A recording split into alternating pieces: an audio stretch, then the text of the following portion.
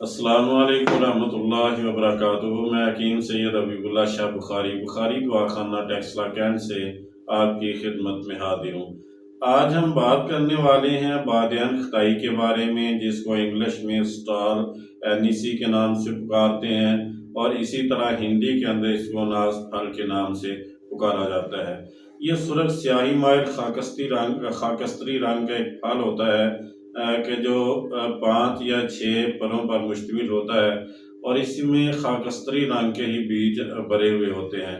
اگرچہ اس کی نہ تو شکل سونف سے ملتی ہے، نہ اس کا پودا سونف کے پودے سے ملتا ہے، لیکن چونکہ اس کا ذائقہ سونف کی طرح کا ہی ہوتا ہے تو اس لیے بادیان خطائی اس کو کہتے ہیں۔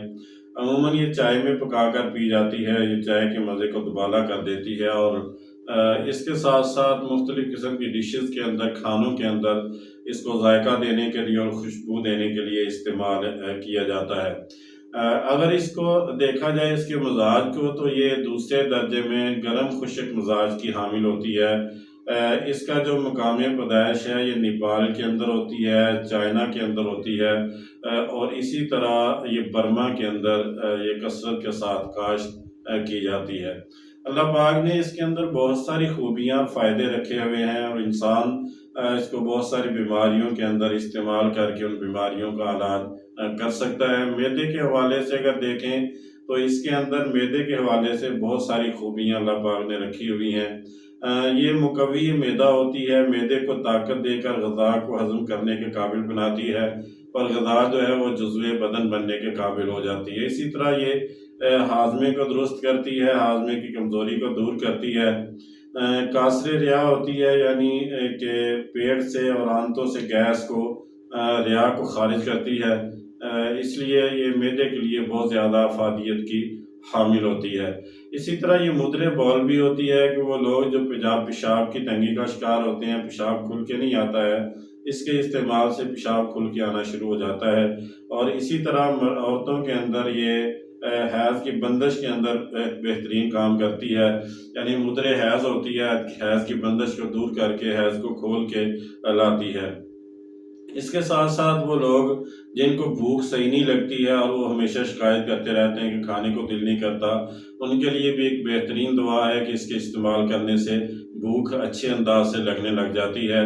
پیٹ درد کے اندر بھی یہ کافی افادیت کی حامل ہے۔ وہ مریض جو ہمیشہ پیٹ درد کا شکار رہتے ہیں اور غذا اچھی طرح ہضم نہیں کر پاتے، ان کے لیے بھی یہ بہترین دعا ہے۔ اسی طرح جو ماہواری کے اندر عورتوں کو حیض کے دوران ہونے والی جو درد ہے اور تکلیف ہے، اس کے اندر افاقے کا باعث بنتی ہے، اور جو ہارمونل ڈس آرڈر انسان کے اندر پیدا ہو جاتا ہے اس کو بھی یہ ختم کرنے میں، بہتر کرنے میں اپنا کردار ادا کرتی ہے۔ جوڑوں کی دردوں کے لیے بہترین ہے، اس کے استعمال سے جوڑوں کی دردوں میں افاقہ ہو جاتا ہے۔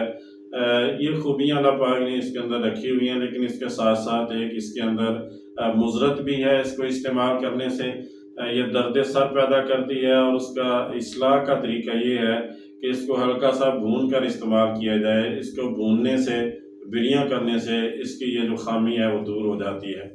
اس کی جو مقدار خوراک ہے وہ 3 گرام سے 5 گرام تک ہے، آپ اس کو استعمال کر سکتے ہیں۔